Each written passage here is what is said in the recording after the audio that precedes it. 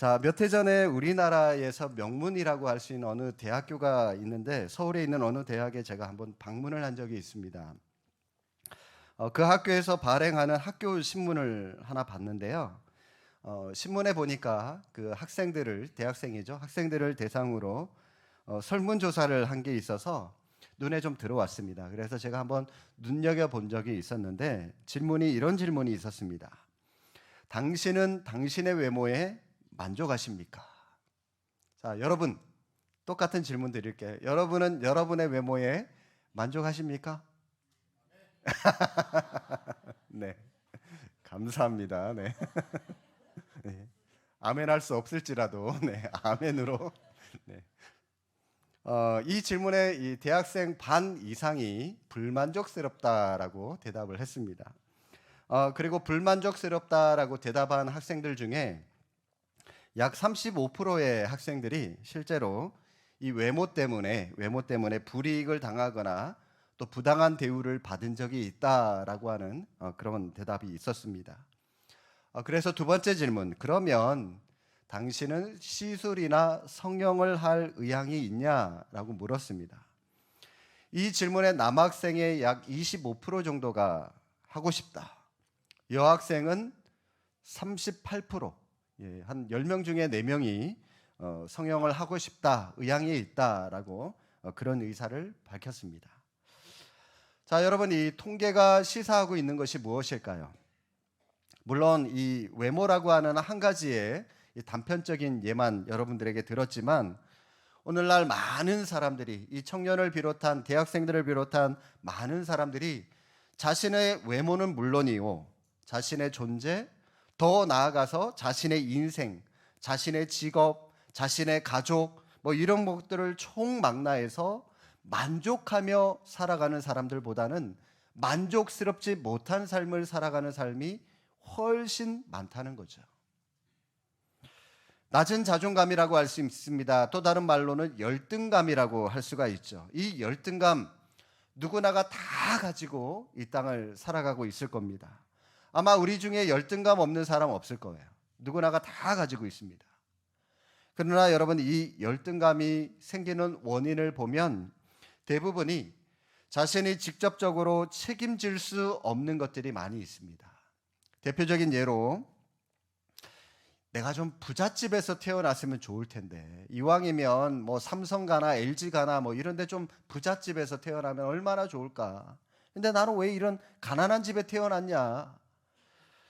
이왕이면 내 외모 좀 장동건처럼 키도 크고 얼굴도 조각한 것처럼 좀 잘생기면 좋겠는데 왜 이 모양이냐. 네, 제가 이런 청년들, 이런 학생들을 많이 만나봤거든요. 이처럼 자신의 부모나 자신의 외모는 자기가 선택해서 가질 수 있는 거 아니잖아요. 그죠? 태어나 보니까 이런 집안이고, 태어나 보니까 이런 외모고, 그래서 이 열등감을 여러분 사실 지나치게 정죄할 필요는 없는 것 같습니다. 왜요? 누구나가 다 가지고 있거든요. 미국의 남가주 대학의 심리학을 가르치고 있는 한 교수가 이런 말을 했습니다. 우리 시대의 모든 문제는 사람들이 자기 자신을 건강하게 사랑하는 것을 배우지 못한 데서 기인한다. 그래서 그는 자기가 가르치고 있는 대학에서 커리큘럼 과정에 Love First라고 해서 먼저 사랑을 이라고 하는 과목을 개설을 했는데, 이 과목의 내용이 뭐냐? 자기 자신을 사랑하는 법을 배우는 강좌라고 하는 겁니다. 이 과목을 개설을 해서 학생들에게 많은 사랑을 받은 적이 있다고 합니다. 오늘 우리가 읽은 이 시편 139편, 다윗이 지은 시인데요. 이 시를 펼쳐놓고 여기에서 우리가 두 가지를 좀 질문을 하고 그에 대한 해답을 찾았으면 좋겠습니다. 첫 번째 질문은 왜 이 열등감이, 누구나가 가지고 있지만 이 열등감이 지나치면 그것도 죄가 되는 거거든요. 이 열등감이 왜 죄가 되는지. 두 번째 질문, 그러면 어떻게 이 열등감을 극복하고 우리가 우리 자신을 사랑하는 삶을 살아갈 수 있는지, 여기에 대한 대답을 좀 찾았으면 좋겠습니다. 자, 먼저 여러분, 왜 이 열등감이 죄가 되는 것일까요? 결론부터 여러분들에게 좀 말씀을 드리면 이 열등감은 나를 향하신 하나님의 창조를 무시하고 나를 향하신 하나님의 계획을 불신하는 것이기 때문입니다. 이 세상에는 놀랄 만한 것들이 정말 많이 있습니다. 정말 세상의 경치를 보고도 놀랄 만하고요. 또 세상의 과학을 보고도, 세상의 의학을 보고도, 이 막 머리가 아픈데 알약 하나 먹으면 막 정말로 깜짝같이 낫거든요. 이런 세상의 기술적인 부분을 보고도 놀라고 참 놀랄 만한 것들이 굉장히 많이 있죠. 그러나 사실 우리가 가장 놀라야 할 대상이 있다면 바로 나 자신입니다. 우리 자신. 내가 이 땅에 여기에서 숨을 쉬고 있고 내가 이 땅에 존재하고 있다는 그 사실. 성 어거스틴이 그의 글에 이런 글을 남겼습니다. 인간은 높은 산과 바다의 거대한 파도와 굽이치는 강물과 광활한 태양과 무수히 반짝이는 별들을 보고 경탄하면서도 그러나 자신의 몸, 자신의 존재에 대해서는 경탄할 줄 모른다. 오늘 여러분 다윗도 같은 말을 합니다. 13절, 14절 우리 한 목소리로 함께 한번 읽어보겠습니다. 13절 주께서 내 내장을 지으시며 내가 주께 감사하옴은 나를 지으심이 심히 기묘하심이라. 주께서 하시는 일이 기이함을 내 영혼이 잘 아나이다. 다윗도요 이렇게 고백하고 있죠. 자신을 지어주시고 이 땅에 태어나게 하신 하나님의 섭리와 능력을 묵상하면서 놀라운 창조물인 자기 스스로의 존재에 대해서 감탄하면서 하나님을 찬양하고 있는 것입니다. 미국의 기독교 작가 가운데 필립 얀시라고 하는 사람이 있거든요. 이 사람과 함께 오묘한 육체라고 하는 책을 함께 지은 이 공저한 이 폴 브랜드라고 하는 의사가 있습니다.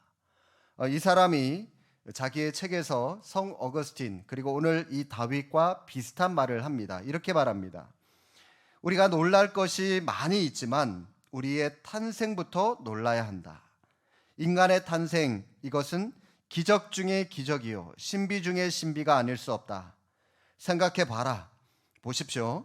단 하나의 수정란 세포에서 10조 개에 이르는 세포들이 생성되고 거기에서 나라는 한 생명이 아기로 탄생한다. 이 신비를 어떻게 말할 수 있을까?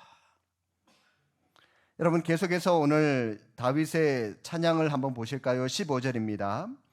내가 은밀한 데서 지음을 받고 땅의 깊은 곳에서 기이한 지음을 받은 때에 나의 형체가 주의 앞에 숨겨지지 못하였나이다. 여러분 여기서 이 형체라고 하는 말은 원어로 보면 뼈를 말합니다. 이 뼈대라고 하는 것이죠. 그래서 원문 그대로 번역하면 나의 뼈대가 주의 안에서 숨겨지지 못하였습니다라고 하는 그런 고백이죠. 하나님이 나를 지으실 때 이 뼈대를 통해서 나를 만들고 있는 놀라운 모습을 다윗은 고백하고 있는 겁니다. 조금 전에 소개를 드렸던 폴 브랜드라고 하는 이 의사는 그의 책에서 역시 이 뼈대의 신비에 대해서도 자세하게 소개하고 있는데 이렇게 말합니다.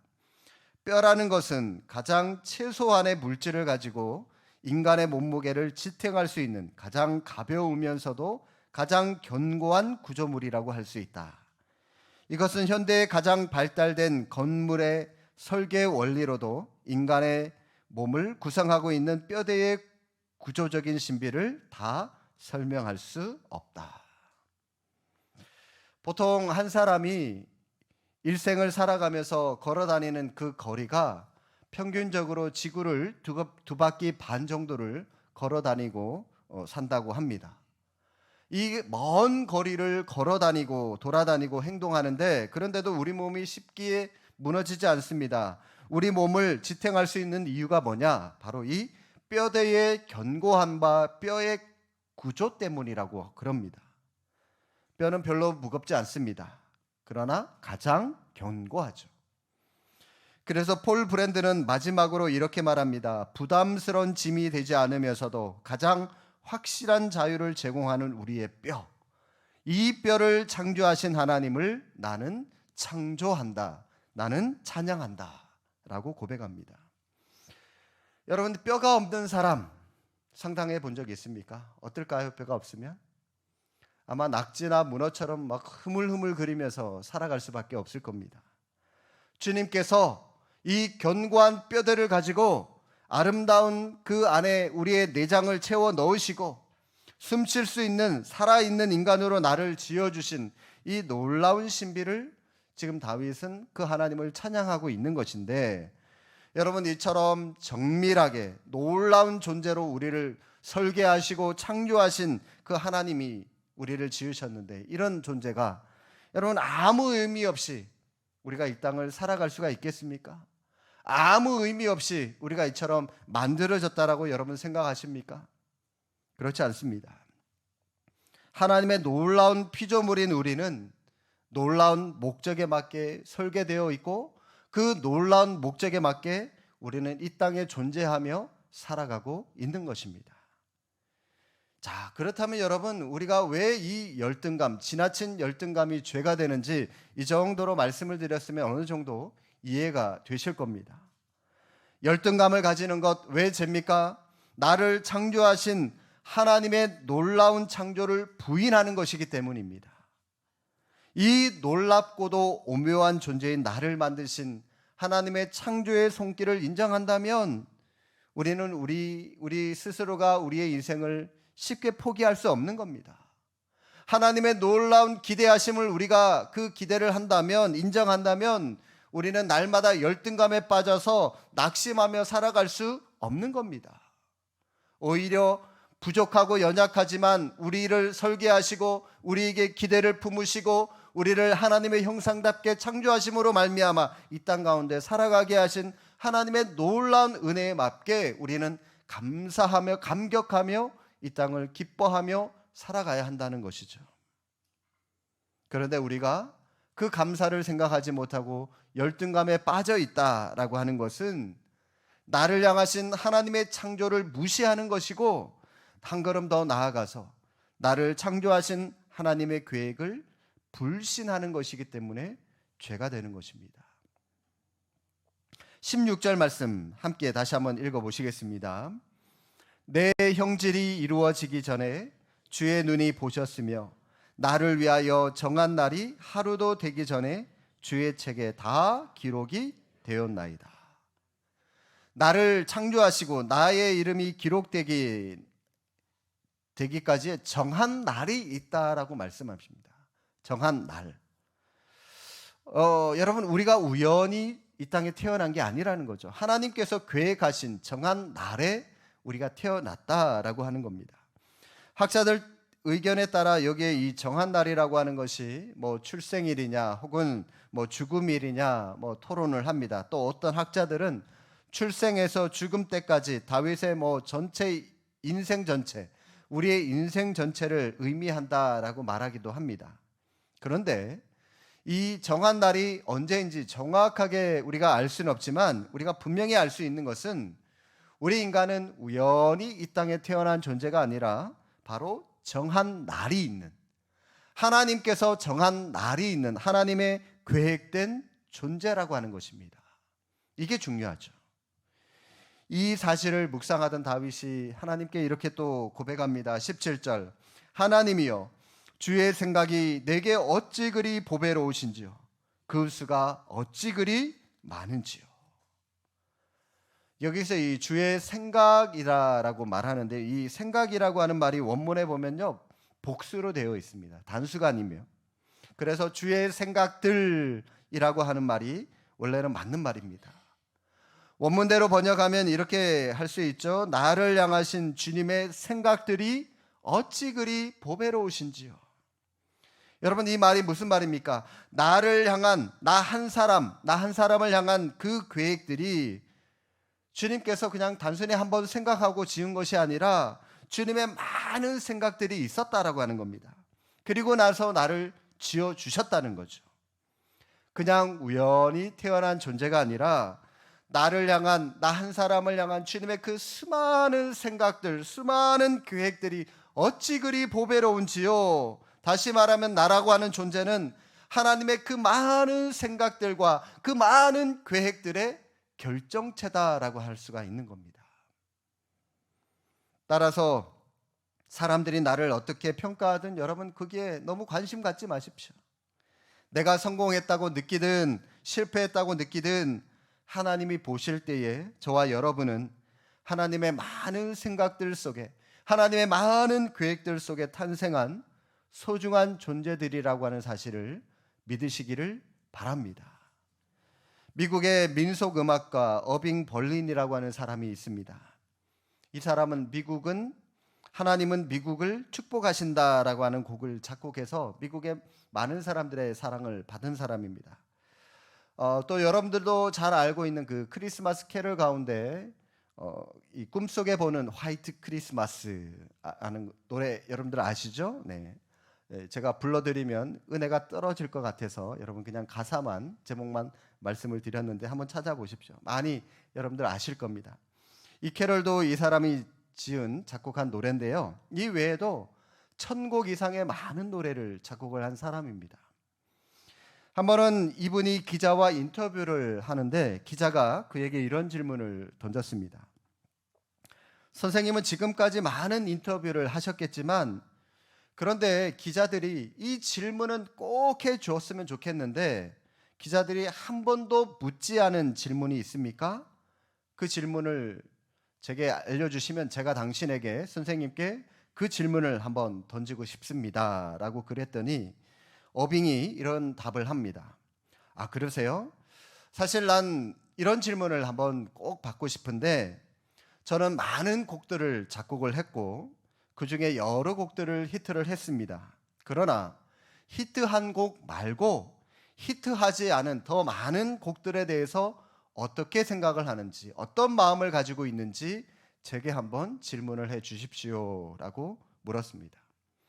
그 기자가 그 질문에 대한 답을 묻자 어빙이 아주 의미 있는 대답을 합니다. 제가 작곡한 곡들 중에 크게 히트한 노래보다 잘 알려지지 않은 노래들이 훨씬 더 많습니다. 그러나 그 곡들도 다 나에게 소중한 곡들입니다. 히트한 노래들 못지않게 나의 피와 눈물, 땀으로 만들어진 더할 수 없는 소중하고 사랑스러운 곡들입니다. 그러니까 여러분도 이 알려지지 않은 노래들을 소중히 여겨주시고 아껴주십시오라고 대답을 했습니다. 저는 이 사람의 얘기를 들으면서 자기가 작곡한 그 노래들에 대한 그의 마음이 하나님께서 우리를 향하신 하나님의 마음이 아닐까라고 하는 그런 생각을 가져보게 되었습니다. 이 세상에는 소위 히트한 사람들이 있습니다. 많은 사람들에게 알려진 유명한 사람들이 있죠. 뭐 연예인이나 정치인이나 그 외에 많은 사람들, 대중적인 사람들 혹은 인기를 모으는 사람들, 출세한 사람들 있습니다. 그러나 그들보다는 훨씬 많은 사람들이 알려지지 않은 무명의 사람들이죠. 여러분들 알려지지 않으셨죠? 그렇다고 여러분 이 무명의 사람들이 그들이 실패한 인생이라고 할 수 있습니까? 아니죠. 그렇지 않습니다. 하나님은 이 작곡가처럼 이렇게 말씀하실 겁니다.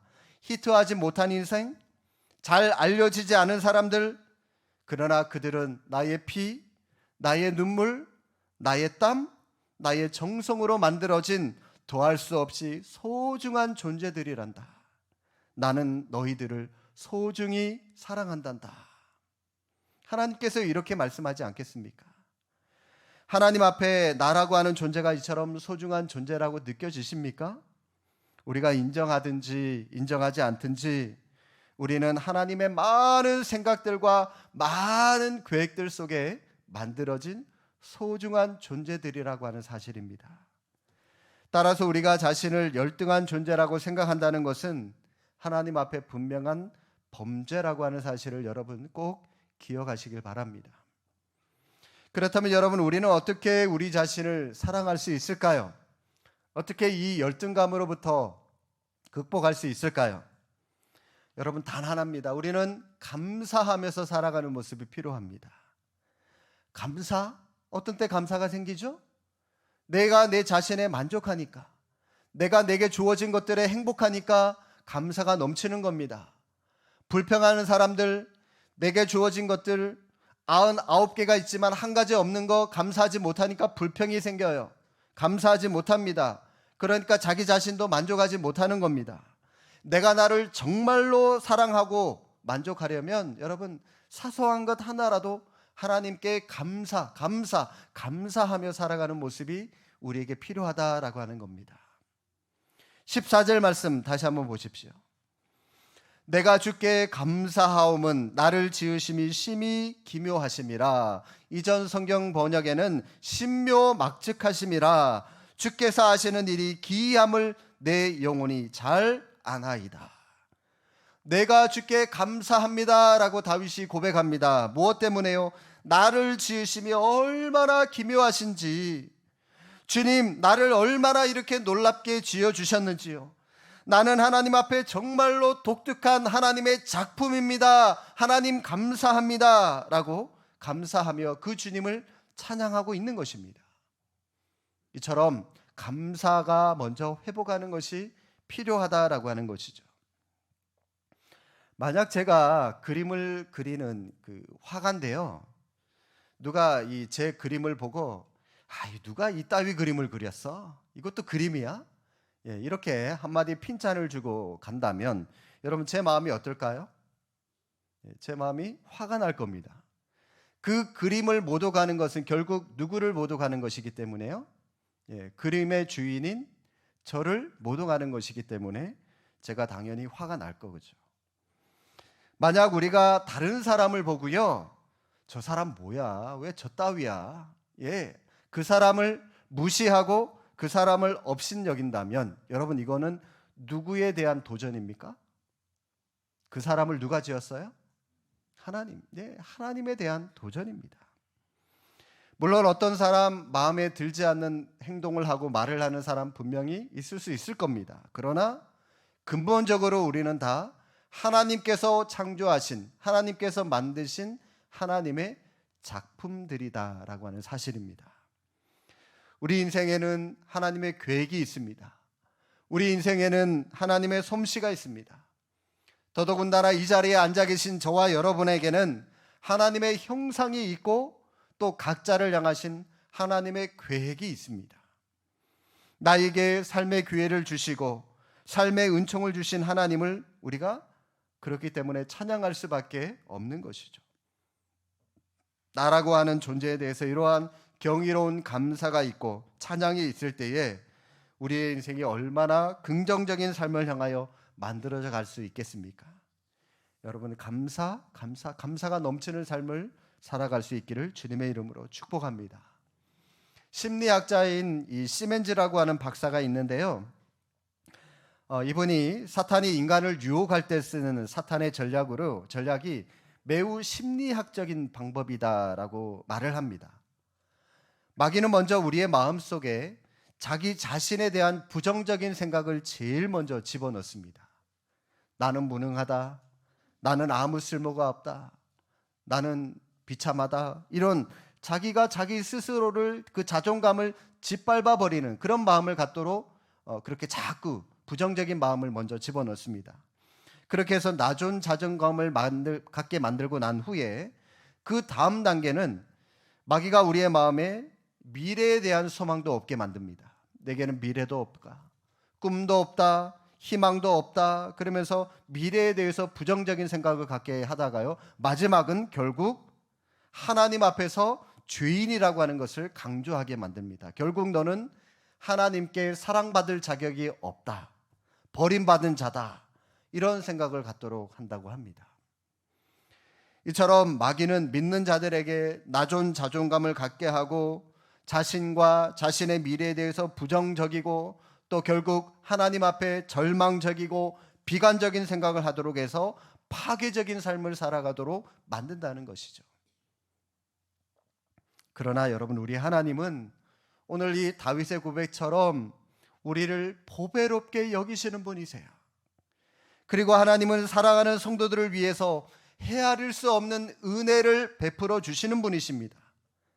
여러분, 17절 우리를 향하신 하나님의 은혜롭고 보배로운 생각들이 얼마나 많은지 다 이해할 수 없을 정도입니다.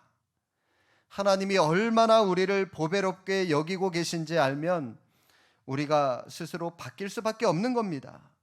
자기를 비하하거나 자기를 무가치하게 여길 수 없는 거예요. 제가 서두에 말씀드렸듯이 이 설문조사, 이 대학생 설문조사처럼 사람의 눈으로 자기 자신을 바라보면 여러분 우리는 만족 못합니다. 왜요? 우리는 비교의식에 날마다 둘러싸여 있거든요. 좀 만족할 만하면 나보다 더 잘 사는 사람들이 눈에 보이거든요. 그러면 또 금세 우리는 또 열등감에 빠져요. 자꾸 비교하게 되거든요. 인간의 눈으로 보면. 하나 예를 들어 한번 설명해 드릴까요? 자, 여러분 30평 아파트가 있고요. 40평대 아파트가 있습니다. 자, 둘 중에 사르라면 이왕이면 어디서 사시고 싶으세요? 예, 40평? 네, 그렇죠. 예, 저도 여기 살고 싶어요. 저도. 네. 솔직히 우리 마음인데. 자, 그런데요. 30평인데 30평 주변의 아파트에는 전부 다 20평대 아파트에 요 30평대가 있고요. 자, 요 40평대는 이제 주변에 전부 다 70평, 80평대예요. 자, 이해되시죠? 예, 20평대만 쭉 많은 아파트에 내가 살 집은 30평이고요. 70평, 80평대 아파트가 많은데 내가 살 집이 여기 딱 딸랑 40평대인데, 자, 여러분 이제는 어디서 살고 싶으세요? 조금 마음이 이쪽으로 이동이 되죠? 조금. 네. 이처럼 우리는 자꾸 남과 비교하려고 해요. 그러니까 우리는 우리 인간의 눈으로는 우리 자신을 향하여 절대로 만족하지 못한다는 겁니다.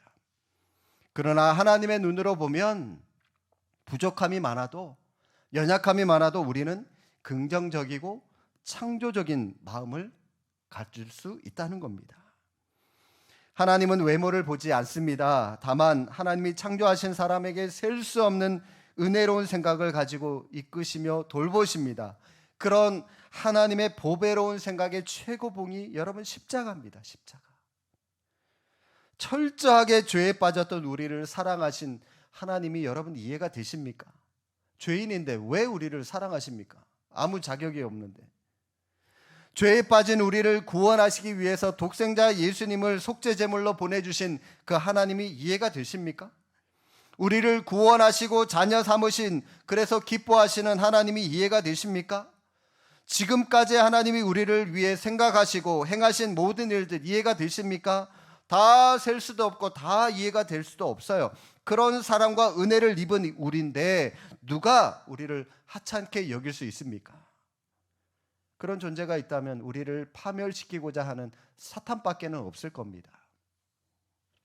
혹시라도 여러분이 여러분 스스로를 향하여 사랑받지 못한다고 생각이 드십니까? 그렇다면 십자가를 바라보시기 바랍니다. 그러면 하나님께서 나를 얼마나 사랑하셨는지 여러분 알게 되실 겁니다.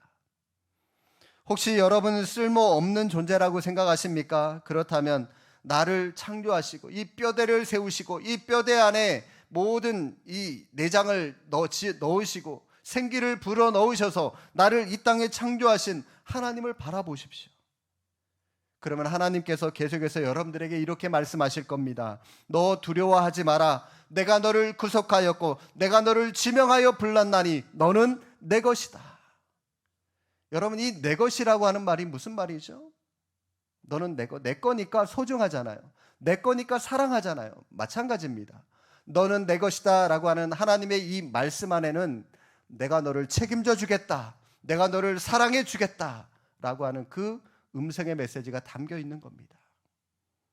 능력이 없다고 생각하십니까? 그러면 하나님께 능력을 구하십시오. 그러면 하나님은 우리에게 무한한 능력과 지혜를 부어주실 줄 믿습니다. 사랑하는 성도 여러분, 낮은 자존감 이겨내셔야 됩니다. 다윗은 거대한 골리앗과 싸울 때에 자신의 보잘것없는 외모를 보지 않고 살아계신 하나님의 능력을 붙잡았습니다. 요셉은 형제들의 미움을 받고 노예 상인들에게 인신매매 팔려갔어도 끝까지 하나님의 비전을 붙잡고 그 고난을 이겨냈습니다. 모세도 결국 하나님의 능력을 힘입고 출애굽이라고 하는 위대한 일을 해낼 수가 있었습니다. 이방인 과부 룻도 오직 하나님을 의지하고 가난과 비참한 삶에서 이겨낼 수 있었습니다. 이들은 모두 낮은 자존감으로 얼마든지 그 자리에 그냥 주저앉을 수도 있었던 사람들입니다. 그러나 하나님을 붙잡고 이겨낸 사람들이죠. 그러면 여러분, 이 사람들만 이겨낼 수 있는 겁니까? 아니에요. 우리도 얼마든지 이겨낼 수 있는 겁니다. 말씀 붙잡으면 이겨낼 수 있는 겁니다. 그러기 위해서 먼저 여러분, 우리 인간의 눈으로 자기 자신을 바라보는 것, 여러분 이거 이겨내시고 하나님의 눈으로 자기 자신을 보게 해달라고 하나님께 기도하시기 바랍니다. 자신의 지난 과거에 상처받고 고통스러웠던 모든 일들 하나님 앞에 고백하시고 주님의 위로를 받으시기 바랍니다. 그리고 여러분, 세상에서 인정받기보다 이왕이면 하나님께 먼저 인정받기 위해서 여러분 애쓰십시오. 그래서 훈련받고 교육받고, 그래서 말씀, 기도, 이것이 예배가 여러분의 삶의 최우선순위가 되는데 여러분 더 많이 힘쓰시기를 바랍니다. 존귀한 주님의 백성답게 담대하게 이 땅을 살아가는 저와 여러분이 될 수 있기를 주님의 이름으로 축복합니다.